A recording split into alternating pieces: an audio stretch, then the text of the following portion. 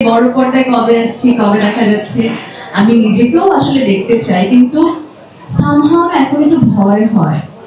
আমার কাছে মনে হয় যেভাবে আমাদের নাটকে এত ভালো ভালো অভিনেত্রীরা সিনেমা করছেন, এন্ড তাদের একটা সিনেমা বের হওয়ার আগেই তাদেরকে দেখা যাচ্ছে কিছু মানুষ বলছে যে নাটকের অভিনেত্রী, নায়িকা, এই ধরনের মন্তব্যগুলো না আমাকে অনেক ডিমোটিভেট করে। আমার ব্যস্ততা আসলে আমি বেশ কিছুদিন ব্রেকে ছিলাম বলতে পারেন আপনারা সবাই। আমরা বেশ কিছুদিন থেকে কোনো নাটক অন এয়ার হচ্ছে না, বেশ কিছু কাজ করা আছে, ইনশাআল্লাহ সামনে সেগুলো অন এয়ার হবে।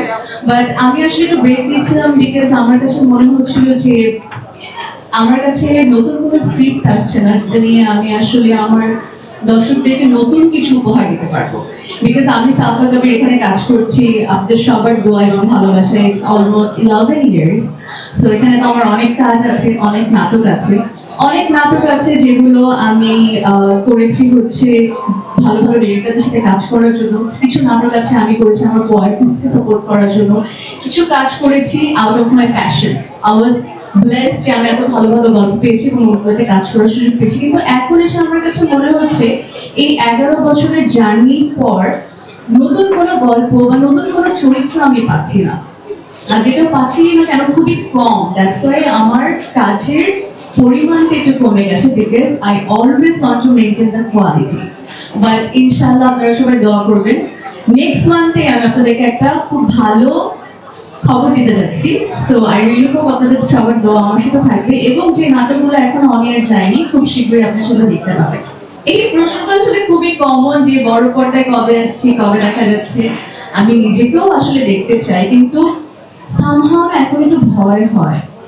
আমার কাছে মনে হয় যেভাবে আমাদের নাটকে এত ভালো ভালো অভিনেত্রীরা সিনেমা করছেন, এন্ড তাদের একটা সিনেমা বের হওয়ার আগেই তাদেরকে দেখা যাচ্ছে কিছু মানুষ বলছে যে নাটকের অভিনেত্রী, নায়িকা, এই ধরনের মন্তব্যগুলো না আমাকে অনেক ডিমোটিভেট করে। সো আই রিয়েলি হোপ আপনারা এটা করবেন না, কারণ আমাদের আর্টিস্টরা তো আসলে এক একটা পর্যায় থেকে আরেকটা পর্যায়ে যেতে চায়। আপনাদের উৎসাহ, ভালোবাসা কিন্তু আমাদের সবার দরকার। এই যে দেখুন আমি এখন পর্যন্ত বড় পর্দায় আসিনি, কিন্তু আমি একটু ভয় পেয়ে যাচ্ছি।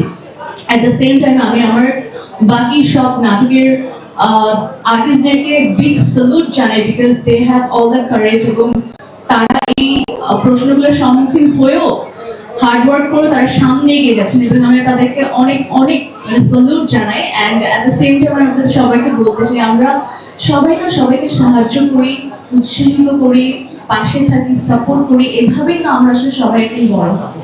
সো ইনশাআল্লাহ আপনারা দোয়া করবেন। সেদিন মনে হয় খুব বেশি দেরি আছে, একদিন হয়তো আমাকে বড় পর্দায় দেখা যাবে। ইন্ডাস্ট্রি তো ইন্ডাস্ট্রি, সেটা নাটক বা সিনেমা কোনোটাই পর্যায়ে পড়ে, সেখানে আপনি ভয় পাচ্ছেন না?